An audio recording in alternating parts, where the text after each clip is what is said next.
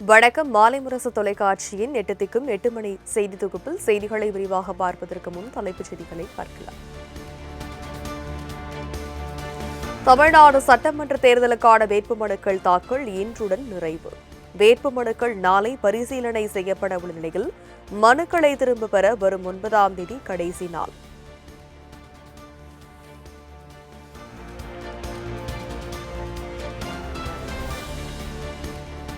தமிழகத்தில் இதுவரை மொத்தம் 3430 பேர் வேட்புமனு தாக்கல். கடைசி நாளான இன்று திமுக, அதிமுக, பாஜக, காங்கிரஸ் உள்ளிட்ட கட்சி வேட்பாளர்கள் வேட்புமனு தாக்கல் செய்கின்றனர்.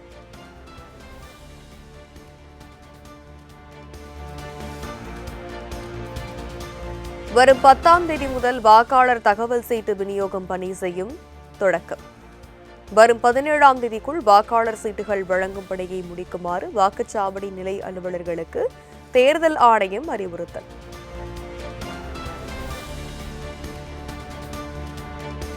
தேர்தல் நடைபெறவுள்ள தமிழ்நாடு உள்ளிட்ட 5 மாநிலங்களில் நேற்று வரை சுமார் 651 கோடி ரூபாய் பறிமுதல்.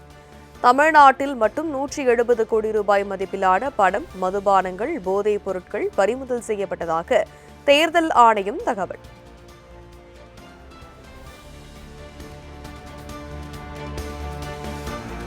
மதுரையை மணிப்பூராக மாற்ற துடிக்கிறது தேசிய ஜனநாயக கூட்டணி.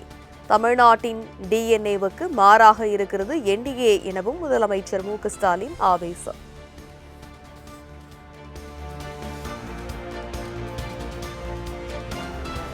வளர்ச்சியை முன்னெடுக்கும் மாடல் திராவிட மாடல் என மதுரை தேர்தல் பிரச்சாரத்தில் முதலமைச்சர் பெருமிதம்.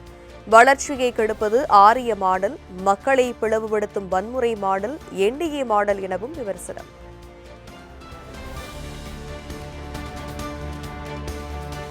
ஹிந்தி திணிப்பு மற்றும் கல்வி நிதி மறுத்த துரோக கூட்டணிக்கு தமிழ்நாட்டு மக்கள் தண்டனை தரப்போகும் நாள் ஏப்ரல் 23.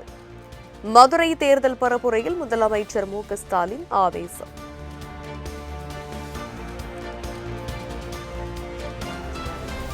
தமிழ்நாடு அரசின் பணம் நேரடியாக மக்களுக்கு சென்று சேர்கிறது. கடன் வாங்கிய பணம் எங்கே போனது என்ற மத்திய அமைச்சர் பியூஷ் கோயலுக்கு முதலமைச்சர் மு.க.ஸ்டாலின் பதிலடி.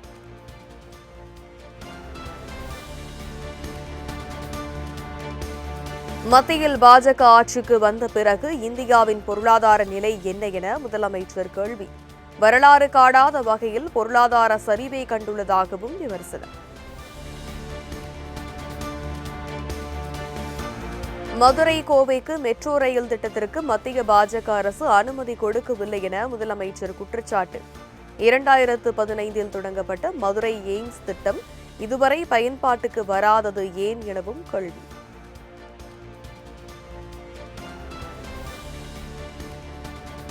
சசிகலா, தினகரன், ஓபிஎஸ், செங்கோட்டையன், தனபால் என பலருக்கும் துரோகம் இழைத்தவர் எடப்பாடி பழனிசாமி. துரோகத்தின் உருவமாக எடப்பாடி பழனிசாமி திகழ்வதாகவும் மு.க.ஸ்டாலின் விமர்சனம்.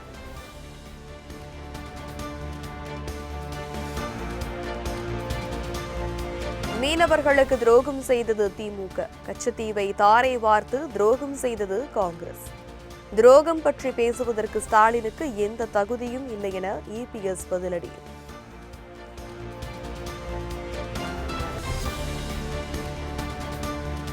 ₹8000 கூப்பன் இல்லத்தரசிகளின் ஓட்டுகளை வாங்க முதலமைச்சர் மு.க.ஸ்டாலின் போடும் சூழ்ச்சி. இந்த தேர்தலில் திமுக வீழ்ச்சி.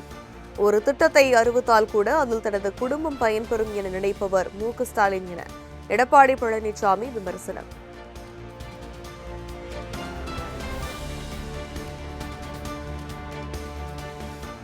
புதுச்சேரி மாநிலம் தனி அந்தஸ்து பெற மத்திய அரசு நடவடிக்கை எடுக்க அதிமுக குரல் கொடுக்கும்.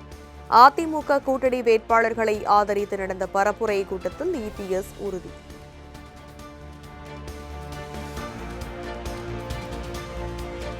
தமிழ்நாட்டை போல புதுச்சேரியிலும் கொள்ளையடிக்க திமுக திட்டம் போடுவதாக இபிஎஸ் விமர்சனம். புதுச்சேரி மது விற்பனை ஸ்டாலினின் கண்ணை உறுத்துகிறது எனவும் விளாசு.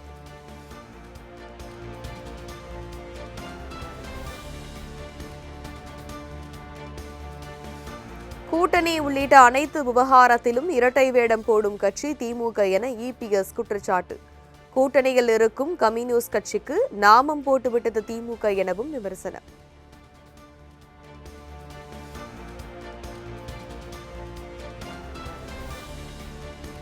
சென்னை வில்லிவாக்கம் டி நகரில் தாவேக தலைவர் விஜய் இன்று மேற்கொள்ளவிருந்த தேர்தல் பிரச்சாரம் ரத்து. தாவேகவினர் கேட்ட நேரத்தை ஒதுக்காததால் ரத்து செய்யப்பட்டுள்ளதாக தகவல்.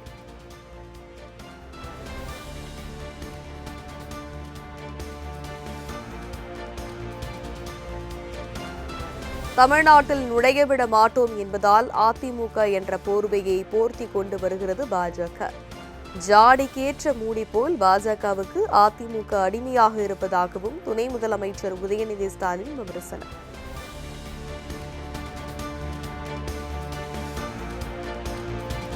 நெய்வேலி தொகுதி நாம் தமிழர் கட்சி வேட்பாளரை ஆதரித்து சீமான் பரப்புரை. தனித்து நின்று அங்கீகாரம் பெற்ற கட்சி நாம் தமிழர் கட்சி என பேச்சு.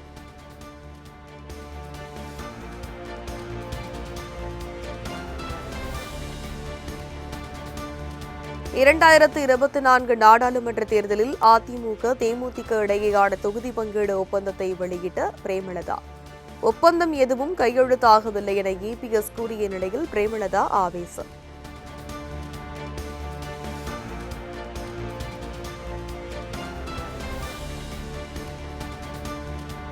திமுக கூட்டணி நலனை பாதுகாக்கும் விதமாகவே காட்டுமன்னார் கோவிலில் போட்டியிடாமல் விலகல்.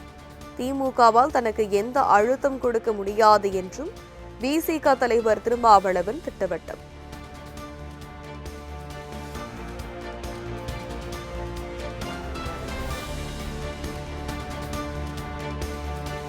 புதிய திருத்தங்களை கொண்டு வந்து 100 நாள் வேலைவாய்ப்பு திட்டத்தை முடக்குவதற்கு மத்திய பாஜக அரசு முயற்சி. திருப்பூரில் அமைச்சர் மு. பே. சாமிநாதனை ஆதரித்து பிரச்சாரம் மேற்கொண்ட கனிமொழி குற்றச்சாட்டு.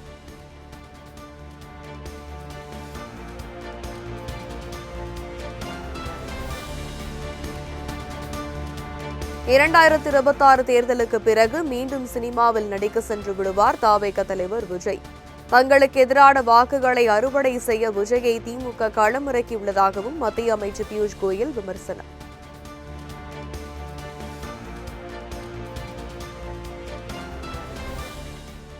இந்த உலகம் உள்ளவரை தமிழ்நாட்டிற்கு ஒரே அம்மா மறைந்த ஜெயலலிதா மட்டும்தான் என செயல் வீரர்கள் கூட்டத்தில் தமிழிசை உருக்கம். தனியார் பள்ளிகளில் மும்மொழி கல்வி கிடையாது என அறிவிக்கும் துணிச்சல் இருக்கிறதா என முதலமைச்சருக்கு சவால்.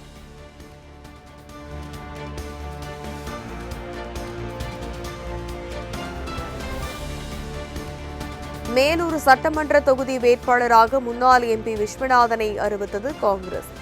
ஏற்கனவே 27 இடங்களுக்கு வேட்பாளர் பட்டியல் வெளியிடப்பட்ட நிலையில் எஞ்சிய ஒரு தொகுதிக்கு வேட்பாளர் அறிவிப்பு.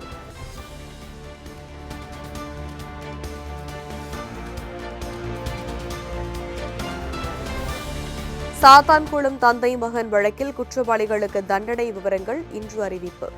இன்று காலை 10:30 மணிக்கு மேல் தீர்ப்பு வழங்குகிறது மதுரை மாவட்ட 1வது கூடுதல் செஷன்ஸ் நீதிமன்றம்.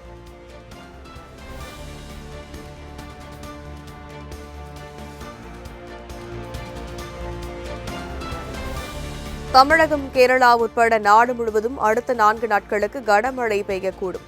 இந்திய வானிலை ஆய்வு மையம் எச்சரிக்கை.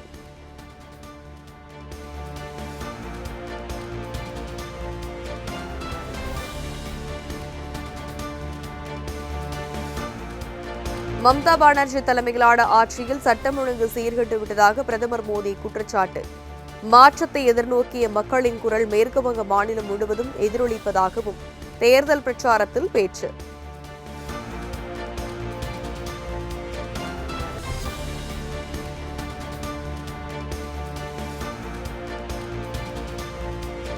மேற்குவங்க அரசு அதிகாரிகளை உள்துறை அமைச்சர் அமித்ஷா மிரட்டி பெண் வாக்குகளை நீக்கியதாக முதலமைச்சர் மம்தா பானர்ஜி குற்றச்சாட்டு. துணிச்சல் இருந்தால் வெளிப்படையாக நேர்மையாக தேர்தலை சந்திக்க தயாரா எனவும் சவால்.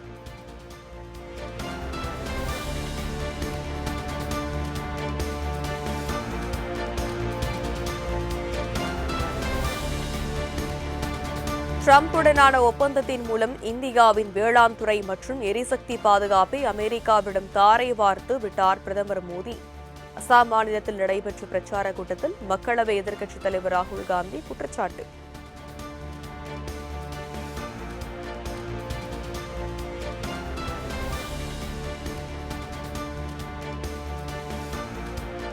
காங்கிரஸ் கட்சியை அதிகாரத்திலிருந்து அகற்ற பாஜகவும் எல்டிஎஃப்பும் சதித்திட்டம் தீட்டுவதாக மல்லிகார்ஜுன கார்கே குற்றச்சாட்டு. ஆர்எஸ்எஸும் பாஜகவும் நாட்டில் இருந்து துடைத்தெறியப்படுவது உறுதி என்றும் கேரளாவில் நடைபெற்ற பிரச்சார கூட்டத்தில் காட்டம்.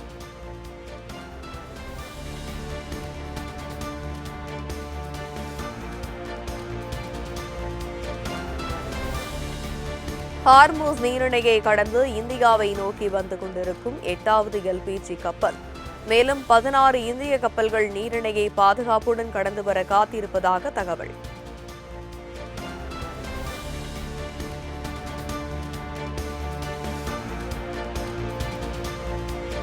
சந்திரனை நெருங்கியது மனிதர்களை நிலவுக்கு அழைத்து செல்லும் நாசாவின் ஆர்டெமிஸ் 2 விண்கலம்.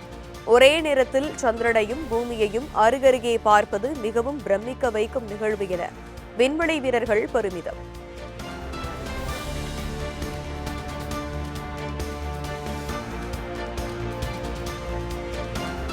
இன்றுக்குள் ஹார்மூஸ் நீரிணை திறக்கப்படாவிட்டால் ஈரானின் மின் உற்பத்தி நிலையங்கள் மற்றும் பாலங்கள் மீது தாக்குதல் நடத்தப்படும்.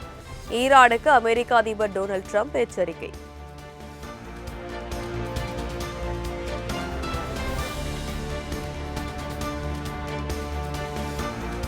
ஈரானின் ஹோர்மூஸ் நீரிணையை திறக்க ட்ரம்ப் விதித்த காலக்கெடுவை நிராகரித்த ஈரான்.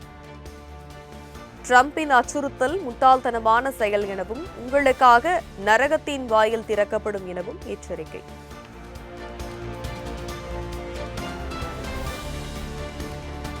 இஸ்பகன் பகுதியில் மீட்பு பணிகளின் போது அமெரிக்காவின் C-130 ரக விமானங்கள் மற்றும் ஹெலிகாப்டர்கள் தாக்கி அழிப்பு. அமெரிக்காவின் தாக்குதல்களை எதிர்கொள்ள தயாராக இருப்பதாகவும் ஈரான் திட்டவட்டம்.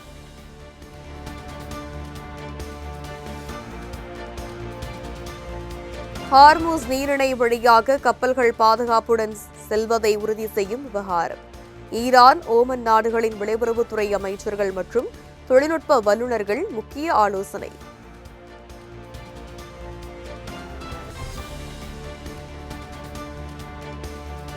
IPL கிரிக்கெட் லீக் தொடரில் சென்னை அணியை 43 ரன்கள் வித்தியாசத்தில் வீழ்த்தி பெங்களூரு அபார வெற்றி. நடப்பு சீசனில் சென்னை சூப்பர் கிங்ஸ் தொடர் தோல்வியை சந்தித்து வருவதால் சோகத்தின் உச்சத்தில் ரசிகர்கள்.